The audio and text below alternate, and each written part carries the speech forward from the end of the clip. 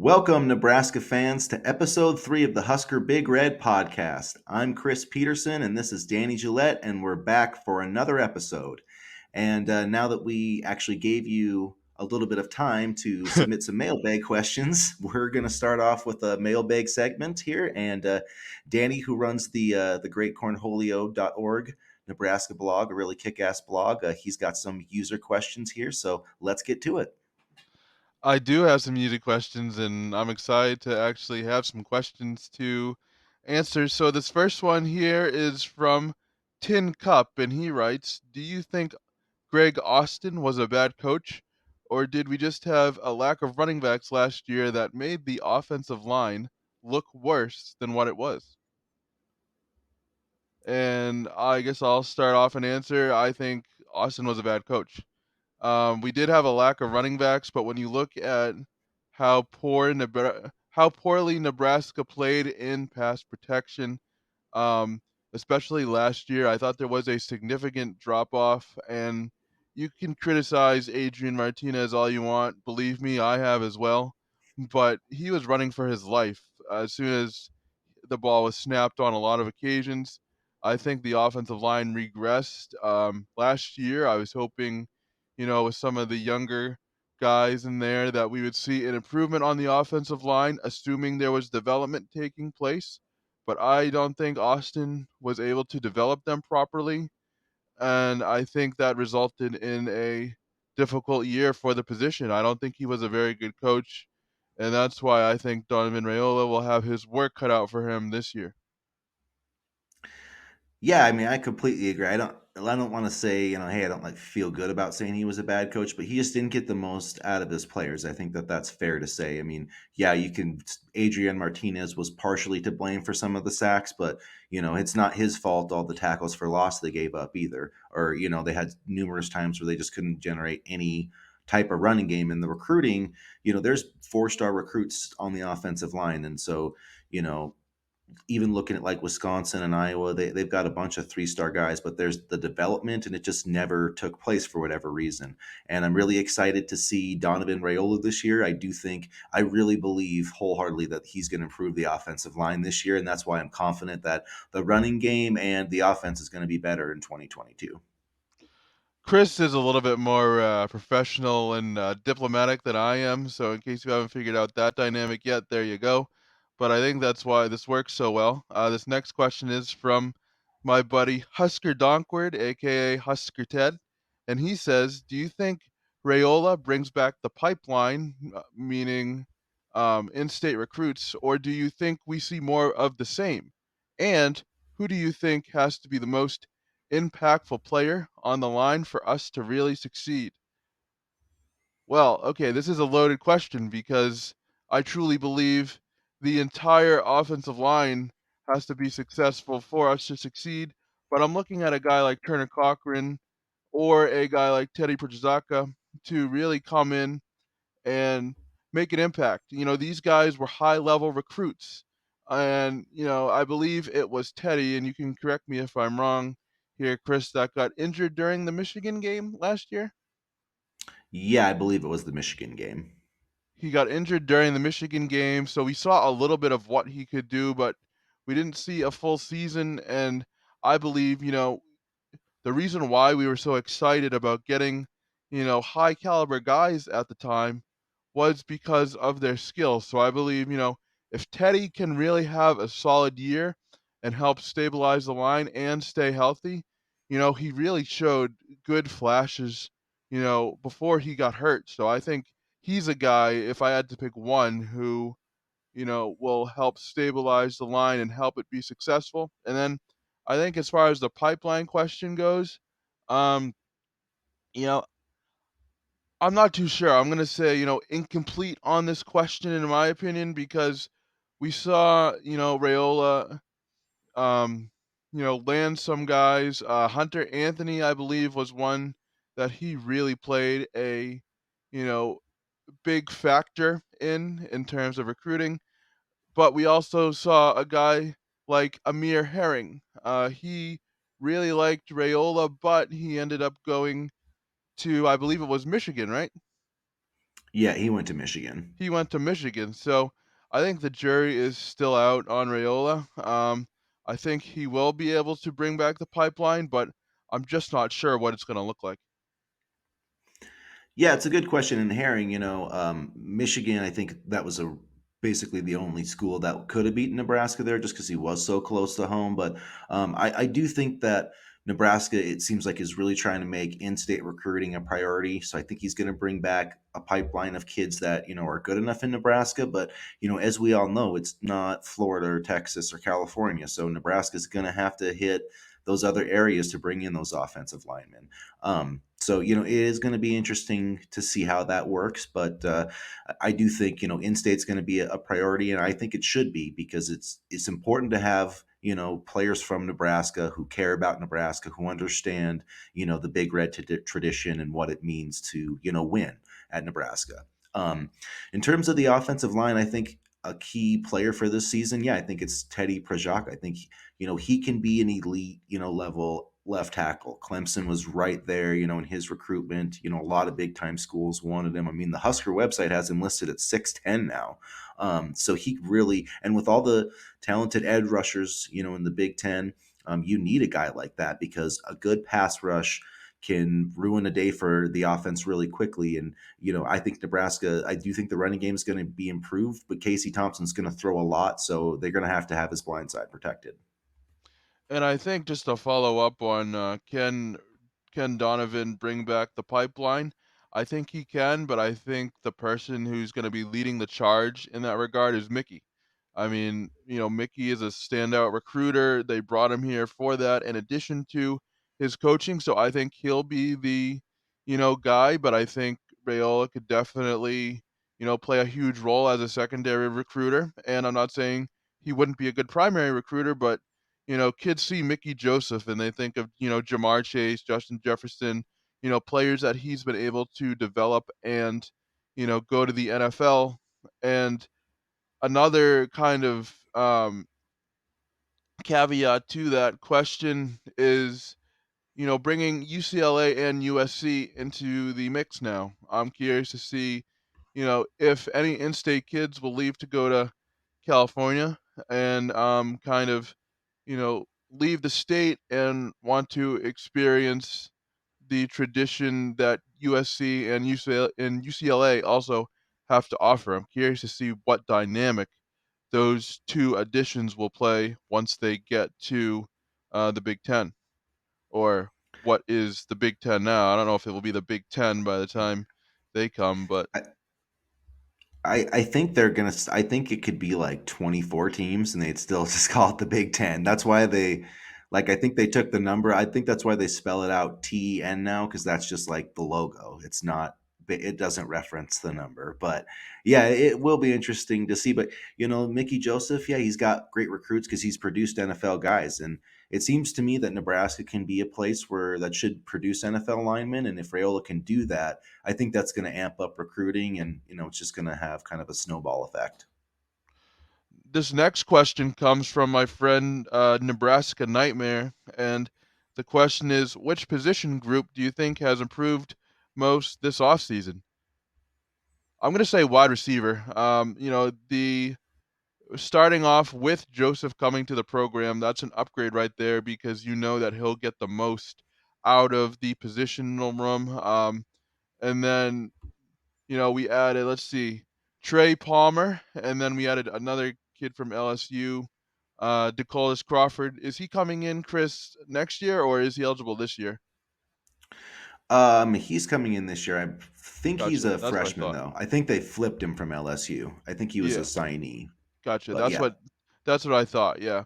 And so I think the wide receiver position will be the most improved. I'd love to see, you know, what Mickey can get from a guy like Omar Manning. We've talked about him on this before. He was one of the top junior college wide receiver. I think the top junior college wide receivers when Nebraska recruited him, and so far he hasn't lived up to his potential, but I think if there's a guy that can get the most out of him, it's Mickey. So I'm excited to see what Mickey can do with Manning and what the wide receiver position can do as a whole. Yeah, it's hard to disagree with wide receiver, just the talent that was brought in there. But I'm gonna stick. I think I said this earlier. I'm gonna stick with quarterback. I think quarterback's gonna end up being the biggest upgrade. I just think Casey Thompson is gonna throw the football much better. He's a more accurate passer, and I think that's gonna kind of get this offense where it needs to be productivity wise. The most important thing a quarterback can do is produce on third down and produce in the red zone. And I think, as well as taking care of the football. And those are three areas where Adrian Martinez really struggled, as well as taking sacks. If you look at statistics, just about any time you take a sack on a drive, the percentage that you get points on out of it, it drops a lot. And he took a lot of sacks through a lot of incompletions, and put Nebraska in bad situations. So I just think getting a quarterback who can manage the game is going to help a lot. And then just the depth, too, of having, two guys that were four-star recruits, top 300 recruits. It just feels like this is more depth going into this season than Scott Frost has ever had, during his tenure at Nebraska. I agree. I mean, there really is no wrong answer. We've improved in so many positional areas on paper that, I'm going to be excited to see which position steps up and really stands out. And then the last question I have, at least on my end, comes from Chris Chris Lansford, and he asks, "Will Logan Smothers or Chuba Purdy be second string?" And I think the answer to that is Chuba. With the way that Mark Whipple wants to run his offense, kind of the under center, quick throw, quick read, type of offense, I think Chuba fits that a little bit better. It's kind of weird to push Smothers down because the last game of the season he started, but I think there's an urgency to win now, and there's an urgency to keep bringing in talent at the quarterback position. Um, I think it's also going to help that Frost, quite honestly, doesn't have a love affair with either of these quarterbacks as much as he did with Adrian Martinez, and the fact that Mark Whipple is kind of helping him run the show. So I think it's going to be Chuba and then Smothers, and you know, obviously Casey Thompson as a starter. Frost kind of alluded to that again yesterday, meaning Friday. Yeah, Scott. Yeah, he talked about that. He didn't say he was going to be the starter, but he basically said it's Casey's job to lose. They're having like a scrimmage today, and I think at some point here in the next week or so, at least internally, they're going to know who the starter is. I think they know already. But I agree with you. I think it's going to be Purdy as the backup. I just, he's a really good prospect. He's a top 200 prospect. His brother was Brock Purdy, was really productive, won a lot of games at Iowa State. He's more of a dual threat than his brother, but he's an accurate passer. He played a little bit at Florida State, but I'm really excited about him. Not just for having being a quality backup this season, but I think he's starter quality going forward. So I think it's going to be Smothers in the third spot, and it's going to be interesting if he's going to stick around. And this is where in this new age of the transfer portal, you have to re-recruit your own roster. So I think Whipple and Frost, if they want to keep Smothers on the roster, they're gonna have to recruit him and sell him on kind of having a future opportunity, because he did play well against Iowa, and if he went to the transfer portal, he could start somewhere else. There's a lot of places out there that need quarterbacks, and a guy who's at least shown some things at Nebraska is going to get a chance somewhere else. So and they've got Torres back there as the fourth quarterback, so you don't want to lose that guy, but that's kind of what I'm watching, and I would be surprised if like they got to spring ball next year and all three of those guys are still on the roster. I mean, obviously Thompson, I think he's got 2 years of eligibility, so we'll have to see what happens after this year. But even just Purdy and I wouldn't expect both Purdy and Smothers to stick on the roster for like 2 more years. Well, also, we're forgetting, well, not forgetting, but, Heinrich Harburg, Richard Torres. Torres is a guy that Mark Whipple really likes. And there is, I won't say depth yet because we're not sure of the talent, but there are bodies in the quarterback room. And, it's going to be interesting, not to veer off from the question here, but to see what a guy like Torres, how he falls into this equation because he has a very strong arm.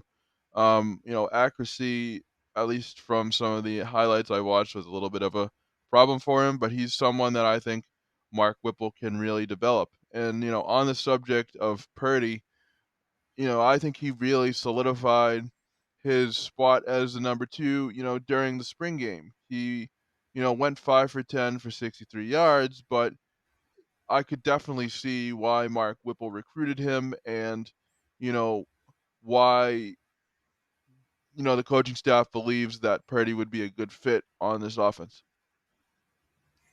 Yeah, and I mean, the Big Ten Network was there the other day, and they talked about, Casey Thompson played well, but so did Purdy. So I think he's kind of standing out, and if Thompson got hurt, I think it's pretty clear he would be kind of the front runner to be the guy for the Huskers. Yeah, and I don't think Casey transfers here if he doesn't at least get put into the starter conversation. I mean, this is kind of something that we all knew since he transferred here, given the state of our quarterback room. Um, at the time that Casey transferred, I believe we didn't have anybody except Smothers and Harburg and not developed quarterbacks yet, with maybe the exception of Smothers. But now, it went Thompson and then Purdy, so it's been a big change from when Nebraska last played in November.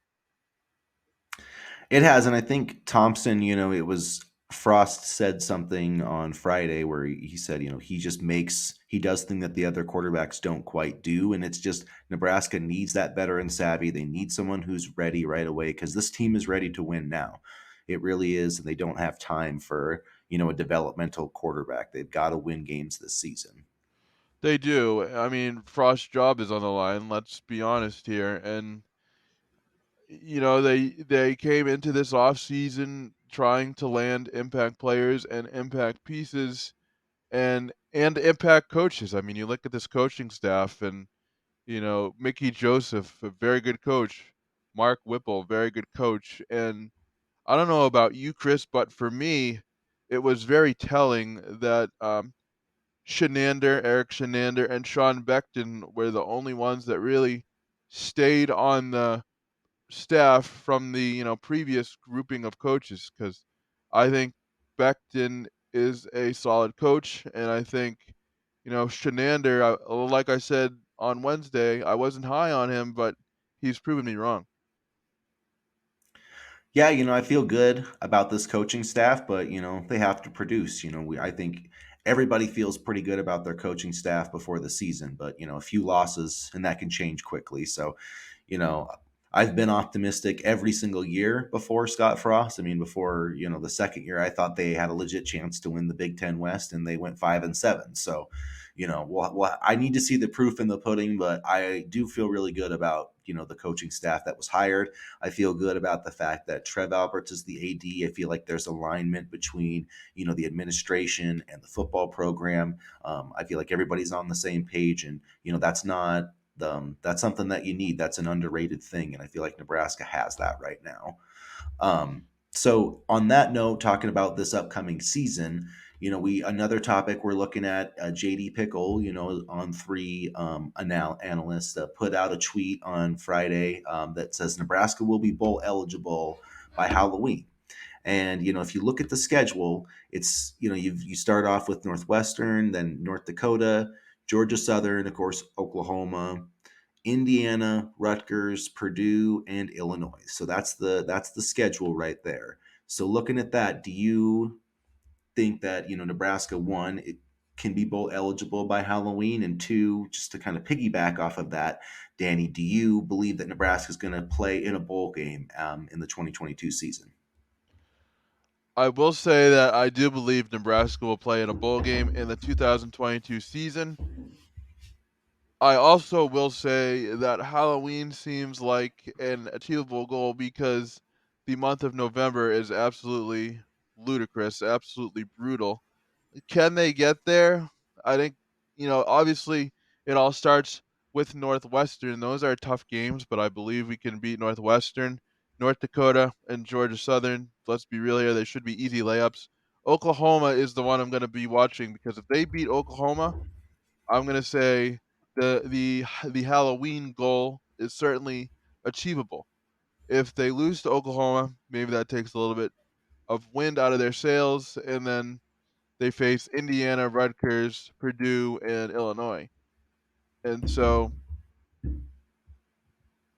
I hate to do this, but can I say I don't know? I really don't know in terms of, just looking at the schedule. I think it's all dependent on that Oklahoma game because that Oklahoma win will give you momentum. That I don't think they'll lose to Illinois. I'm just kind of going backwards. Purdue should be winnable. Rutgers should be winnable. So yeah, can I say yeah? I'm gonna change my mind and say yeah. I think that's an achievable goal. But we'll see. Yeah, let's check out the schedule. I think Nebraska is going to play in a bowl game this season. That's my prediction. I think this team definitely can win 7 or 8 games this year. That's kind of my floor. But yeah, if you look at the schedule, I mean, there's a lot of very winnable games. It's just about Nebraska playing up to their own talent level because you look at every game on the schedule before Halloween, Nebraska's has the talent advantage. I mean, there's no question about that. Illinois, Purdue, Rutgers, Indiana, Georgia Southern, North Dakota, Northwestern. These are all teams that Nebraska should beat more than they should lose to. Oklahoma's the toss-up game. I think people are underrating the Sooners a little bit just because they do have a new coach. But Venables, he's won national titles as a defensive coordinator. So I think the offense might not be as good, but I think the defense is going to be better. And they're still one of the most talented teams in the country. But it's in Lincoln, and that's going to be the turning point game because if it's not a conference game or anything, but if you win that game, just the confidence that this team is going to have and this program is going to have, that's going to just take them to new heights. And remember, Casey Thompson, if I'm not mistaken, he did beat Oklahoma last year He so did. he's not going to be scared, seeing that, oh, it's this Oklahoma. Like he's beaten Oklahoma at Texas. He's played in the Red River rivalry. So all those things give me confidence. I'm not going to say that Nebraska's going to beat him. I don't have the confidence of Greg yet, but I am starting to drink the Kool-Aid a little bit, and I'm not going to say that 8-0 is impossible. It's not impossible. And I do think that this program, Scott Frost, better have a bowl game clinched by November. It's going to be like a high pressure month of football. The only reason I'm so unsure about that bowl game eligible by Halloween thing is because this team always does something to shoot themselves in the foot, and they always lose a game that they really should win. I mean, to me, Illinois would be that game that they should win but may lose. Because if you think about last year, I mean, many of us don't want to think about last year, but the year before, I'll say, Adrian Martinez, I believe, was that an overtime game in Champaign? It was an overtime game, and Nebraska won. I'm gonna look that up right now. But I know you they've know, lost 2 in a row to Illinois. I'm pretty did sure. they? Let's see. Hold on. This is called researching on the fly, folks. But no, but Illinois always gives Nebraska trouble, and you know, I just see them giving Nebraska trouble again. And you know what it was? It was 2019. Adrian Martinez in Nebraska beat Illinois. One of Martinez's better games of his entire career. He didn't make it easy, but Nebraska was able to come away with the win. And Illinois has been a tough opponent for Nebraska over these past couple seasons.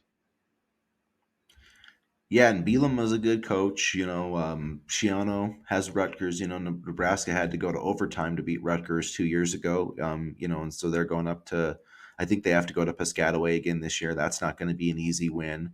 Purdue has one of the better quarterbacks in Aiden O'Connell in the Big Ten, and they're kind of on the rise. So it's not like the schedule's easy by any means. You have to play good football. You can't lose the turnover battle every week. You can't make a bunch of special teams mistakes.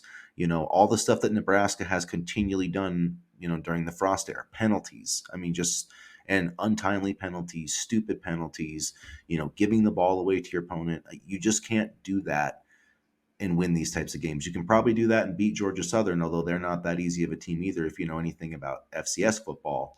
But you can't make those mistakes and win the Big Ten, and that's why Nebraska was 1-8 last year. But if they can rectify those mistakes, they could easily flip that record to 5-4 or 6-3, maybe better. Did Nebraska play Georgia Southern in the opener in 2019, or am I thinking of another program? I think I I might have. don't Think I might have been remember. Georgia Those Southern. Hold on. could be.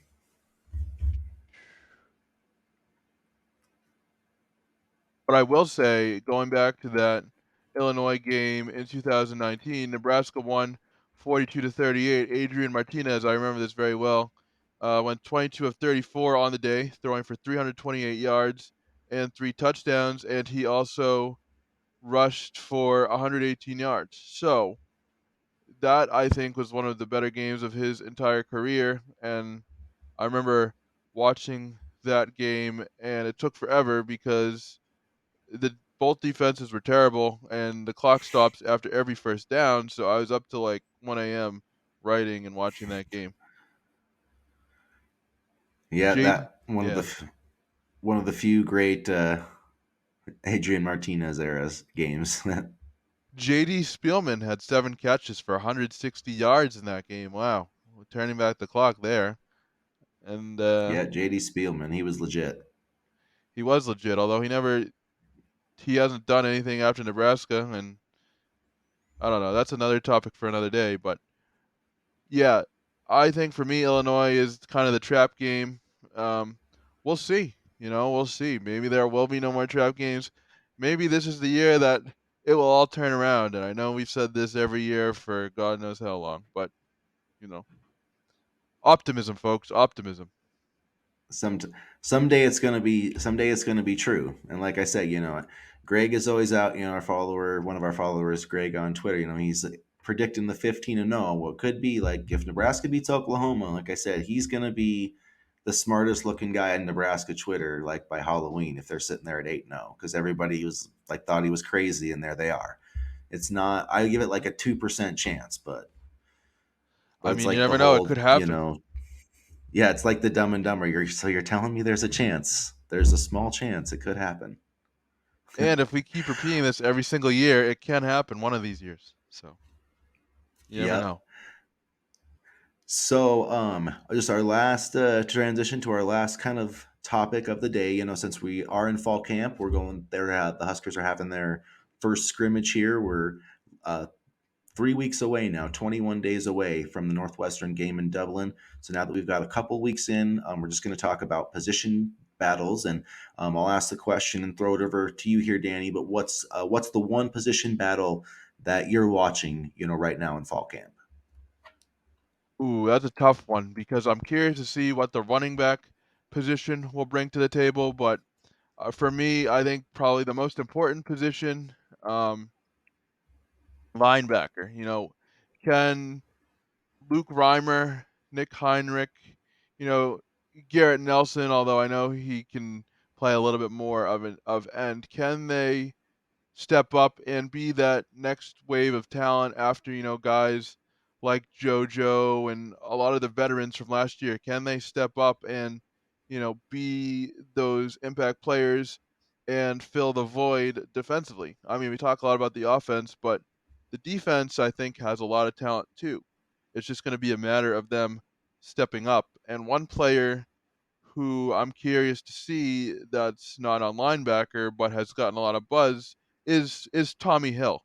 The coaching staff has talked about him being an NFL prospect, when he gets there. And I've seen a couple highlights of him on Twitter of him just absolutely, destroying guys, tackling them, and bringing that energy. So I'm curious to see, he was a highly rated recruit. Nebraska recruited him at the time, and they lost to Arizona State. I remember being very disappointed about that. But Tommy Hill and the linebackers are my two, positions or players and positions that I'm watching. Yeah, Tommy Hill was a great pickup, and the secondary is one position that I've kind of been watching. But one thing about it is I think the Huskers are outside a corner. I think at safety they're going to play a lot of guys. I think at corner they're going to play a few more guys this year. So I'm really interested to see how that plays out. But the position battle I'm really focused on is running back. I really am kind of interested to see Anthony Grant, Raheem Johnson, if Yan can get in there, Gabe Irvin, the freshman. I mean, there's a lot of guys who could potentially carry the ball for Nebraska this season, and so I'm really interested to see how that plays out. It seems like Anthony Grant is kind of trending, towards the top of that competition, and that's what I hope he's kind of the starter with Johnson right there as 1A, 1B. I think that tandem could be really dangerous for the Huskers this season. I'm curious to see how they use Grant at running back because he's been talked about as the leading kick returner. He's the leading candidate to be on kick return. And so, will he start, the first series after returning the kicks?